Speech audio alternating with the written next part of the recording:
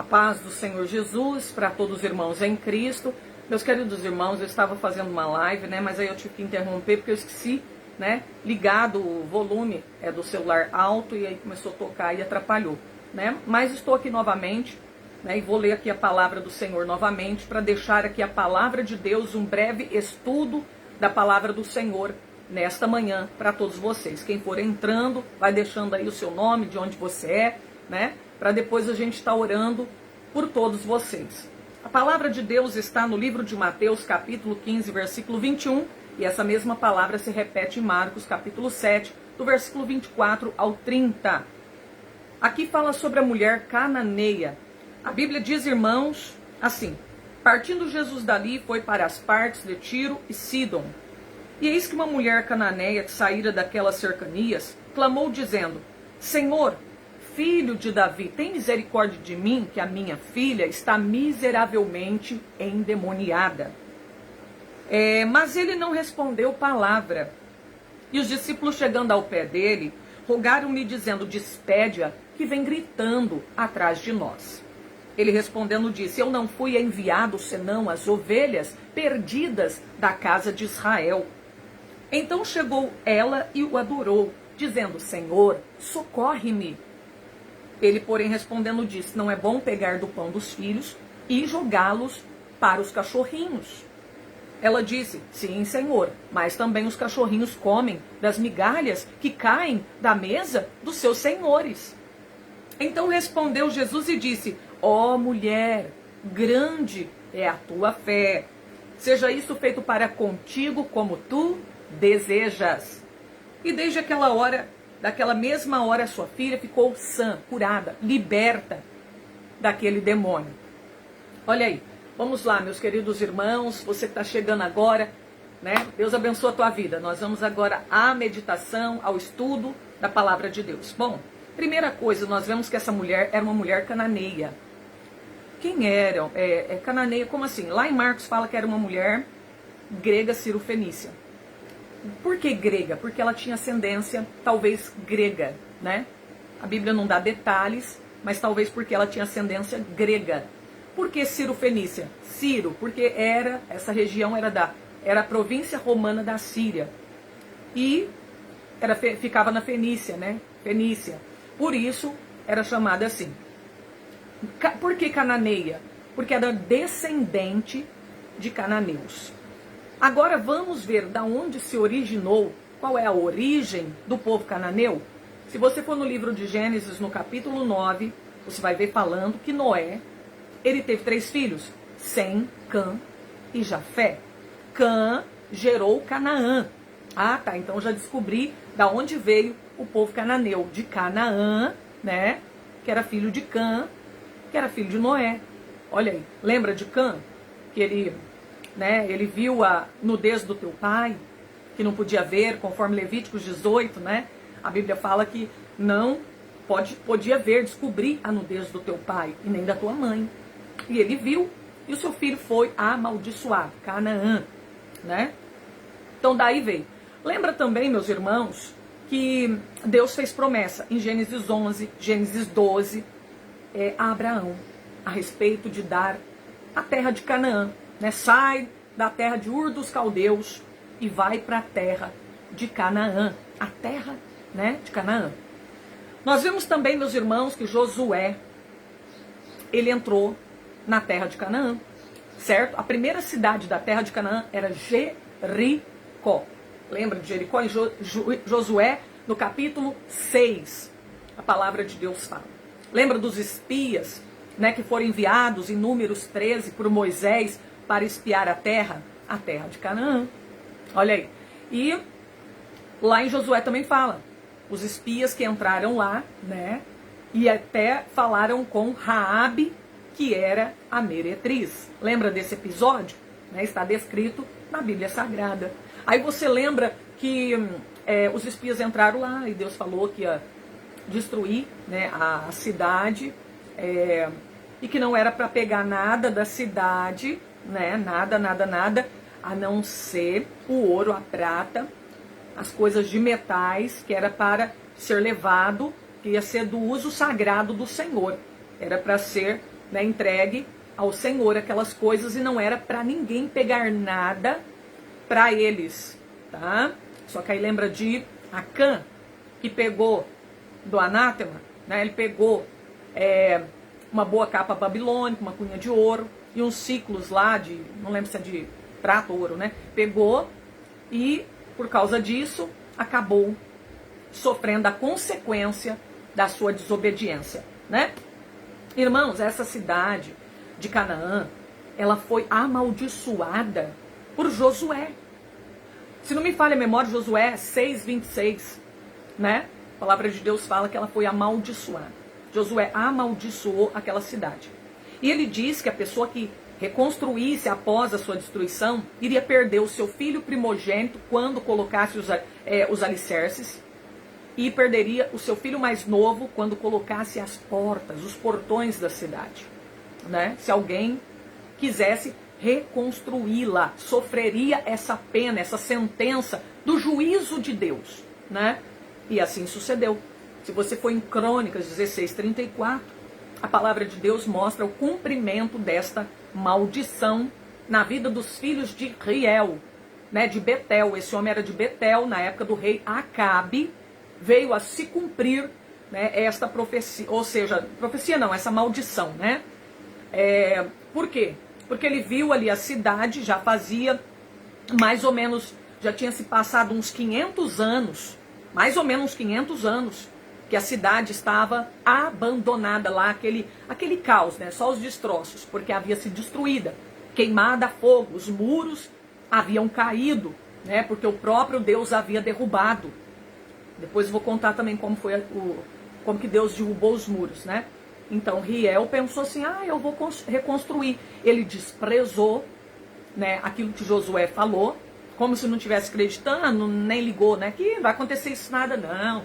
Que filho vai morrer o quê? Desprezou, né? E foi lá e reconstruiu. Então, a sentença, o castigo, se cumpriu na vida dos filhos dele. Quando ele terminou de colocar os alicerces da cidade, perdeu o seu filho primogênito.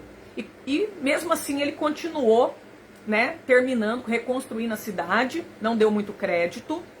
E quando ele findou ali, colocando as portas, os portões, perdeu o seu filho mais novo, né?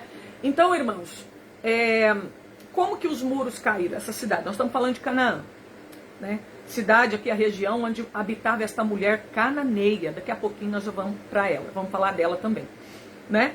Então é só para você entender a história de Canaã. Então, Jericó era a primeira cidade. Essa cidade é a cidade mais antiga que existe na Bíblia. Olha, Canaã, ou seja, Jericó, tem mais ou menos mais de 10 mil anos de história, segundo os historiadores, estudiosos, né? E aí, meus irmãos, veja bem, essa cidade de Jericó, ali nesse local, houve terremotos, houve exércitos que destruíram a cidade várias vezes. Então a cidade, ela foi mais ou menos reconstruída umas 20 vezes, segundo os estudiosos, né? E ela foi sendo reconstruída, sabe como? Eles iam destruir, o terremoto vinha destruir, o que acontecia?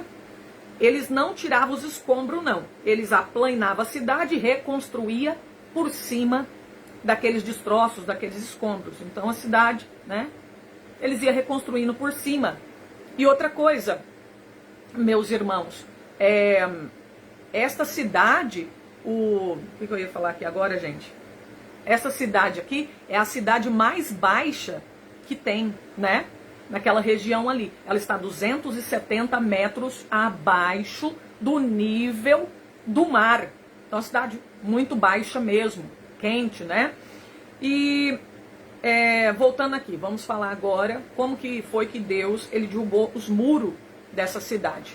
A palavra de Deus diz que Deus falou assim, olha, Josué, você vai pegar a arca, vai arrumar 7 sacerdotes, 7 buzinas, homens armados, né? E aí vão rodear essa cidade durante 7 dias. No 7º dia, 7 vezes. E vão gritar. Vão gritar com grande grita. E aí os muros vão cair por terra. E Josué e os homens obedeceram, né? Pegaram a arca do Senhor, colocaram adiante, colocaram os sacerdotes com as buzinas na mão, 7 buzinas, cada um tinha uma buzina, né? Ali estavam os homens armados também. E aí, meus irmãos, aquele exército de Israel começaram a rodear a cidade de Jericó. Segundo os historiadores, os muros de Jericó era construído tipo um círculo, né? A cidade era um círculo. Um círculo. E por dentro daquele muro tinha um outro muro mais acima um pouquinho e depois a cidade construída ali. Então, esses últimos muros que eles construíram, irmãos, nem cavalo podia subir que escorregava, né? E era um muro bem forte. Eles estavam se sentindo muito seguros, como se ninguém pode derrubar esses muros. Mas Deus tem o poder. E aí Deus vai e derruba. Mas como? Uma bomba atômica? O que Deus usa? Né? Apenas o quê? A presença de Deus. Junto com o povo, circulando a cidade. Primeiro dia, vão e circula, rodeia a cidade. Segundo dia, vão e rodeia a cidade. Eu fico imaginando qual foi a reação do povo dentro da cidade, vendo aquela multidão de israelitas com uma arca, tocando trombeta, buzina, ao redor da cidade. Como que eles se sentiram, meus irmãos? Amém? Foi algo tremendo. Aquilo ali, irmãos, quando o muro caiu, foi algo sobrenatural. Né? Algo de Deus mesmo. Imagina os muros caindo como se sendo empurrado de dentro para fora, como se tivesse alguém dentro da cidade empurrando os muros para fora, porque foi assim, segundo os estudiosos. Dá a impressão que alguém estava dentro da cidade e empurrou as muralhas para fora e elas caíram. Isso é o poder de Deus, né? E eles circularam 6 dias, quando foi o 7º dia, circularam. Só que circularam, rodearam 7 vezes. Na 7ª vez, a Bíblia diz que eles gritaram bem alto. Todos juntos. Tá vendo aí a importância de ter união do povo de Deus, estar unido numa só fé, num só propósito, um só objetivo e ter o mesmo sentimento? Você tá vendo a importância da igreja estar unida, reunida?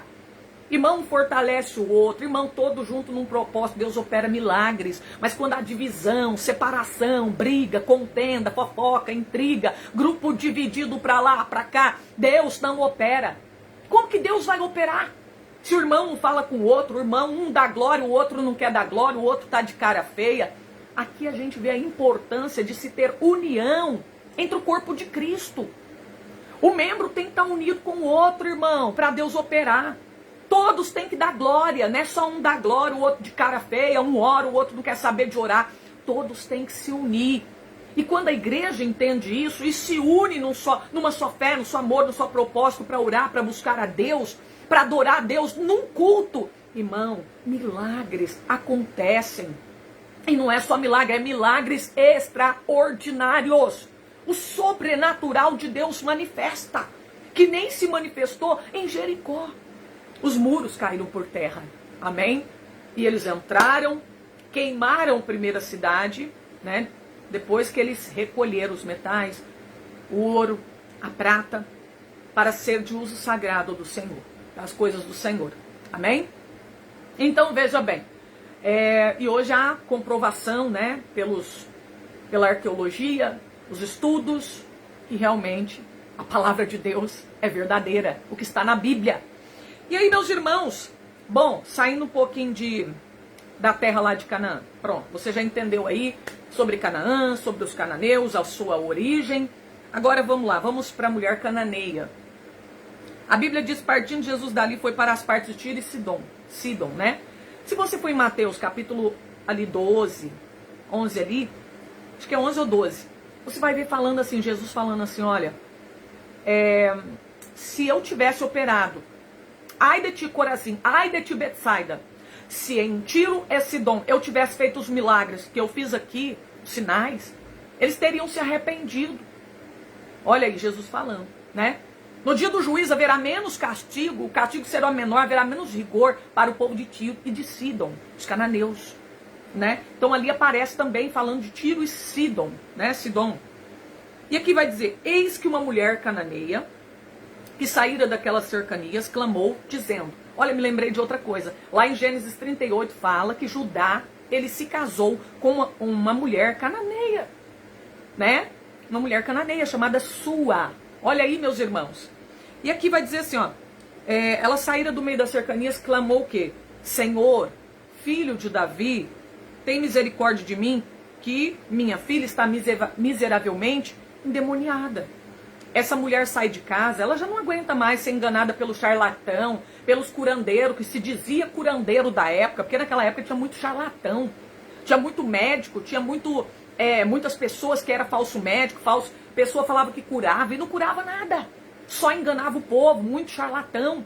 Então imagina essa mulher cansada de ser enganada, cansada de buscar a cura, né, para sua filha e não encontrava, aí de repente ela ouve falar de Jesus e ela reconhece, né? Olha aqui ela dizendo, ó, filho de Davi, que ele é da descendência de Davi.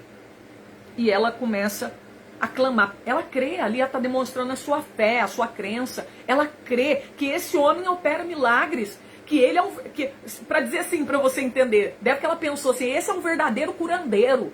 Mas a gente sabe que não era curandeira, é Jesus, o Filho de Deus. Ele cura, ele liberta, ele salva. E a mulher, ela vai buscar ao Senhor pela libertação do quê? Da sua filha. Hoje, muitas pessoas esquecem até de orar pelos teus filhos. Senhor, liberta meu filho dessa vaidade, desse pecado, desse vício. A gente está tão buscando só pra gente, que a gente esquece de buscar pela nossa família.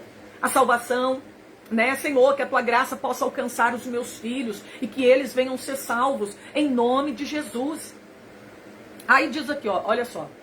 Tem problema, irmão, que é para médico, mas tem problema que é espiritual. É só Jesus que pode resolver. Como o problema da filha desta mulher. Tem depressão, que é depressão mesmo. Você vai no médico, você vai no psicólogo, né? E resolve. Mas tem depressão, irmão, que é maligna. É o diabo, né? Não estou dizendo que toda depressão é Satanás, não. Amém? Porque tem aquela depressão que você tem que tratar, tem que ir no médico, tá? E tudo mais. Então, veja bem, ó. Quando ela clama Jesus pela sua filha, o que ele faz? Ele age com preconceito? Ele despreza ela? Ele desfaz dela? O que está acontecendo aqui nesse texto bíblico? O que você acha? Jesus está sendo preconceituoso? Ele está fazendo acepção por ela ser uma cananeia? Ou será que Jesus está desprezando? O que está acontecendo aqui? O que essa palavra aqui está mostrando para nós, irmãos? Quando a Bíblia diz, mas ele não respondeu nada. O que Jesus está fazendo? Está humilhando ela? Está desprezando? Não está fazendo caso dela? Não, meu irmão. Jesus não está desprezando. Jesus não está sendo preconceituoso. Porque a Bíblia diz, Atos 10, 24, Deus não faz a acepção de pessoas. E a palavra do Senhor diz em Atos 2,39 que a promessa é para todos quanto ele chamar. Ele não faz acepção, é rico, é pobre, é preto, é branco, é índio, é mulato, é cigano. Ele está aqui para abençoar e para salvar, para curar, para libertar. Olha que interessante. Irmãos, peraí, para você entender melhor, tem que ler o outro. E os seus discípulos chegando ao pé dele rogaram dizendo, despede a que vem gritando atrás de nós. O que está acontecendo aqui também? Os discípulos. Despede, ela vem gritando atrás de nós. Será que eles estão sentindo-se incomodados? Porque a mulher está gritando demais atrás, clamando? Será que eles também estão sendo preconceituosos?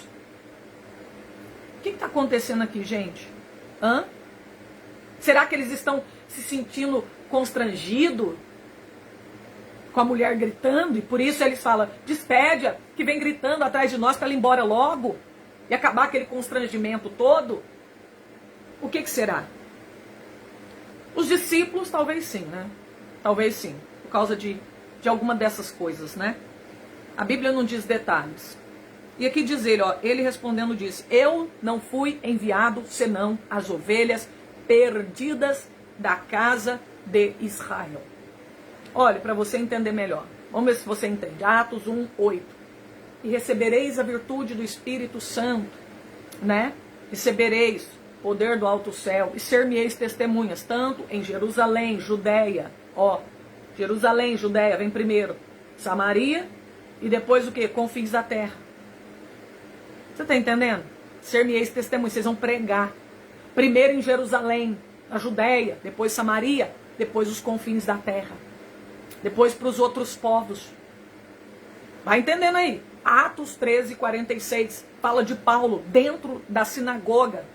E Paulo está pregando para quem? Judeu.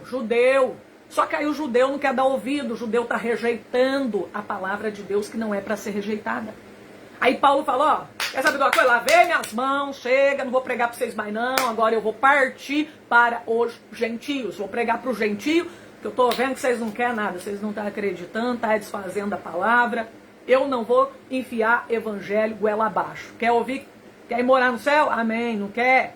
Eu não posso obrigar vocês a morar no céu. Mas aqui eu passei, eu já cumpri o que Deus falou. Ele falou que primeiro era para pregar para o judeu. E eu cumpri a palavra do Senhor. Agora eu vou pregar para o gentio, porque eu já cumpri a minha missão pregando para o judeu. É isso. Sabe o que o Senhor está dizendo aqui, irmãos? Para a mulher? Olha, filha, existe uma ordem no plano de Deus. Ó, presta atenção. Jesus está falando assim para ela, ó, existe uma ordem no plano de Deus, filha. Não é que eu tô negando a minha misericórdia para você, não. Não é isso. Não é que eu quero te dar, que eu não tô querendo te dar da minha graça, não é isso não. Não põe isso na cabeça, não. Não é isso, eu não tô te desprezando nem te humilhando. Não tô sendo preconceituoso. É que existe uma ordem no plano de Deus. Primeiro o pão é dado para os filhos. É para pregar primeiro para o povo judeu. Depois vai ser pregado o evangelho para vocês. Amém? Mas a mulher quer o pão agora. Ela está precisando do pãozinho. Ela quer a graça de Deus. Ela precisa dessa graça. Ela precisa de ajuda. Será que Jesus vai negar a misericórdia dele para ela, irmãos? Vocês acham? Vocês acham que Jesus não vai dar nem um pouquinho da graça dele para esta mulher, meus irmãos? O que vocês acham? Olha só. Vamos lá ver no decorrer do texto o que acontece.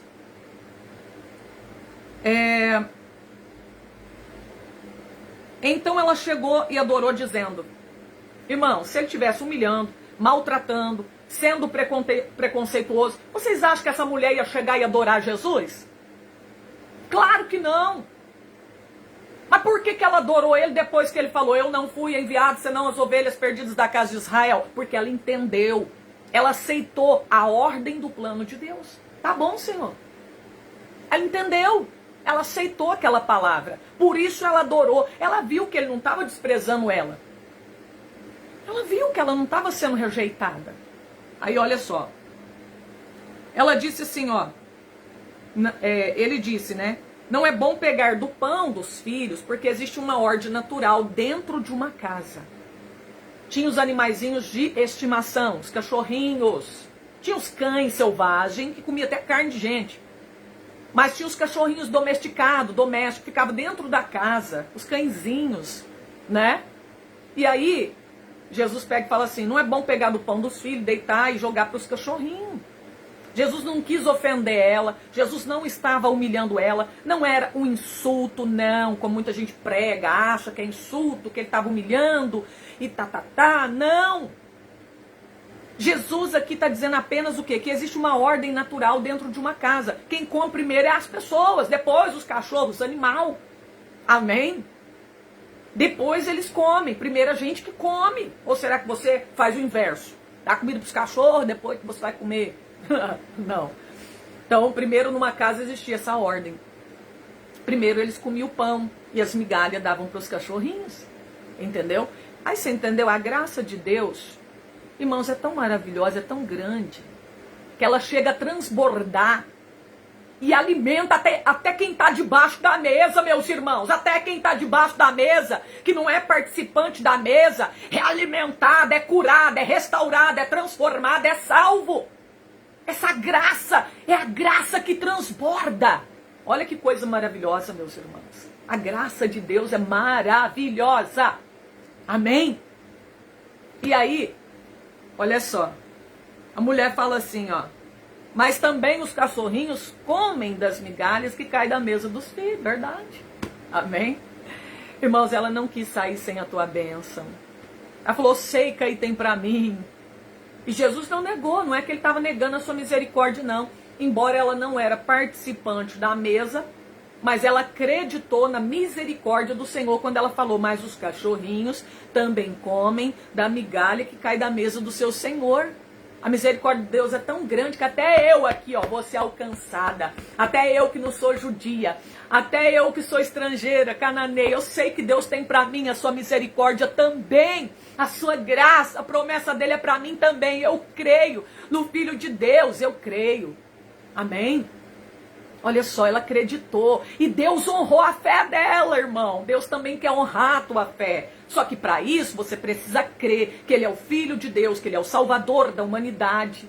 Olha aí, que coisa linda, né? E o Senhor disse, mulher grande, a tua fé vai, porque a tua fé te salvou. Sua filha, quer dizer, salvou tua filha. Ela já está curada, já está sã, já está liberta. Chegando lá, você não vai ver a tua filha mais endemoniada, dando trabalho, tá? Não sabemos a situação que ela estava, o que ela estava fazendo, estava quebrando tudo, estava grudando na parede. Tem situações terríveis quando a pessoa está possessa de demônios, né? Sobe parede, pessoa faz 1001 coisa, né, meus irmãos? Está ali, usada pelo diabo, a sua mente tomada. Tem pessoas que se ferem, se cortam como endemoniado gadareno, né? Fica agressivos. Tem pessoa que já quer ficar só em cima de uma cama, preso dentro de um quarto. Mas Jesus libertou. A palavra dele, a longa distância, libertou a filha dela. A graça, a misericórdia alcançou aquela filha que estava endemoniada e ela ficou liberta para a glória de Deus. Que coisa maravilhosa. Ah, Deus é maravilhoso e a sua palavra também, né, meus irmãos? A palavra de Deus também é muito maravilhosa, né? É tremendo, meus irmãos. E eu quero dizer para você, meus irmãos, nessa manhã, Jesus tem também a salvação, a vida eterna para te dar. Mas para que você alcance, receba, é preciso você esforçar, é preciso você renunciar o pecado, é preciso você crer em Jesus, amém? Para você receber essa graça, para você receber essa misericórdia, para você receber a vida eterna que está preparada para você. A coroa que está preparada para todos aqueles que amam o Senhor, né? Então eu te convido você nessa manhã, entregar a sua vida para Jesus, deixar essa vida de pecado de lado, né? Vem para Cristo, abandona a idolatria. Os cananeus eram um povo politeísta que adoravam vários deuses, Baal, Axera, né?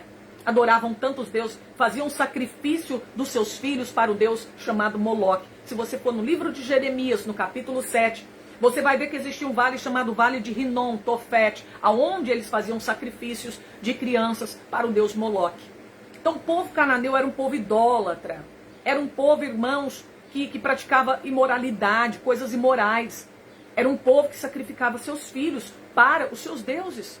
E isso tudo era o que? A abominação diante dos olhos do Senhor. Por isso que a maldição veio sobre este povo. Amém?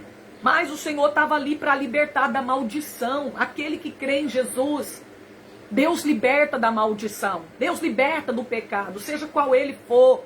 O Senhor tem poder para libertar. Né? É só entregar a vida para Jesus e Jesus liberta. Eu não sei, né, que situação que você está na sua vida, mas Jesus liberta, viu? Então olha aí, meus irmãos. E para vocês saberem, nossa Jericó está até hoje lá, sem ser reconstruída depois disso. Jericó está lá, né? Tá só os escombros e até hoje há disputa por causa daquele pedaço de terra lá em Israel, tá? Há uma disputa. Hoje essa Jericó ela fica mais ou menos ali naquela região de Jordânia, a Síria, o Líbano, Israel, tá ali. Ali é essa terra de Canaã aí, amém? Onde está a Jericó, tá bom? Que a Bíblia fala, terra da Palestina, né? Ali é a Jericó, tá bom?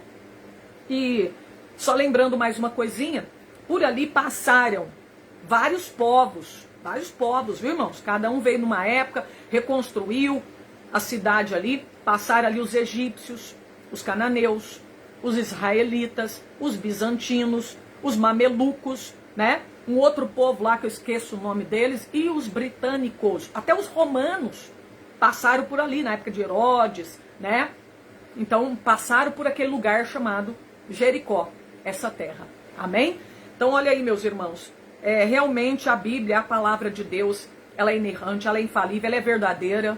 Pode confiar na Bíblia Sagrada, na palavra de Deus. Ela foi escrita por homens, sim, mas inspirado, cheio do Espírito Santo de Deus.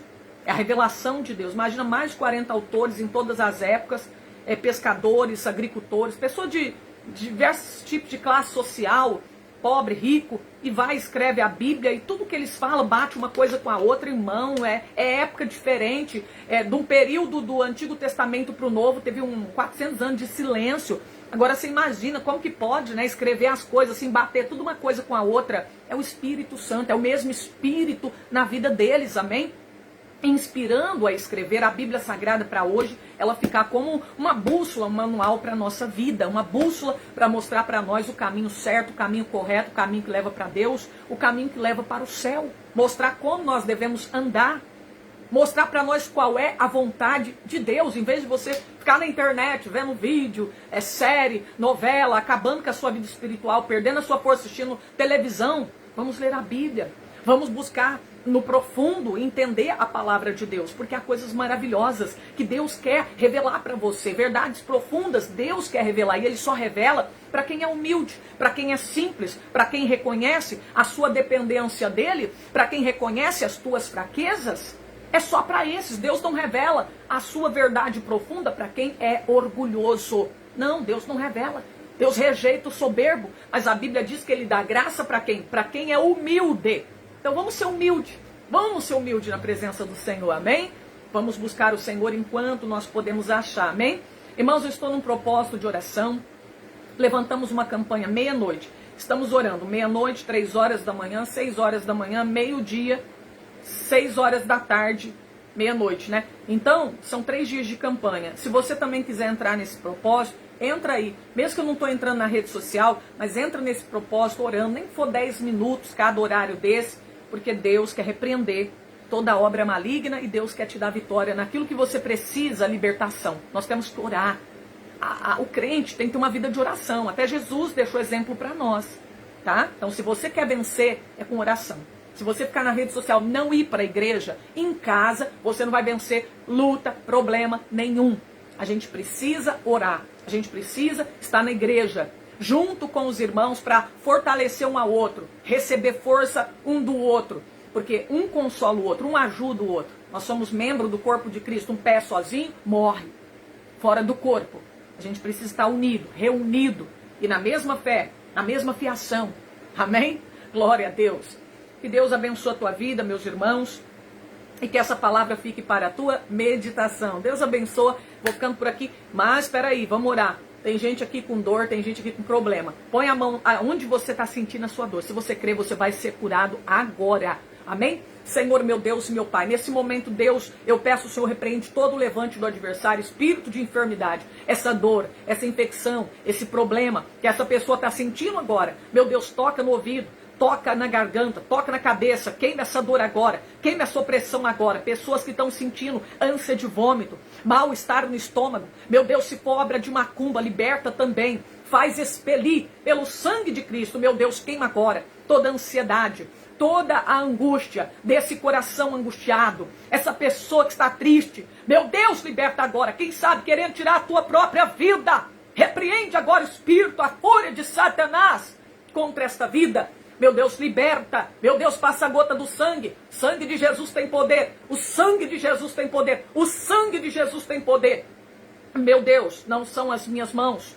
Não é a minha voz que cura. É o Senhor. É a tua palavra. É o nome do Senhor Jesus. É o sangue do Senhor Jesus que tem poder para curar. Cura então essa pessoa agora. Liberta então essa pessoa agora de todos os males que está sobre a sua vida, sobre a sua casa, sobre o seu corpo. Queima agora essas dores terríveis. Queima, Senhor. Dá disposição, dá ânimo para fazer o teu trabalho, para poder ir trabalhar, para poder ir para a tua casa. Renova, Senhor, agora. Queima, Senhor, agora. Expulsa o mal agora. Sai, em nome de Jesus Cristo. Meu Deus, vai tocando o estômago, vai tocando na garganta. Vai fazendo expelir agora. Sai demônio, sai legião, sai desse corpo, sai enfermidade. Eu ordeno em nome de Jesus Cristo. Sai, sai, em nome de Jesus. Amém. Pode procurar a tua dor, o teu problema. E se você foi curado, coloque aqui no comentário. Não estou sentindo mais nada. E se você sentiu aí, vomitou, coloca no comentário também, para a glória do Senhor. Meus irmãos, Deus abençoa. Se você quer aceitar Jesus, reconciliar com Deus, coloca no comentário que você quer aceitar, que você quer reconciliar com Deus para você morar no céu. Porque Jesus, ele vem buscar a sua igreja e a gente precisa estar na presença dele. tá bom? Largar todos os pecados pra lá. Largar desse mundão pra lá. Amém? Que Deus abençoe a tua vida. Outra hora eu volto. Deus abençoe, gente.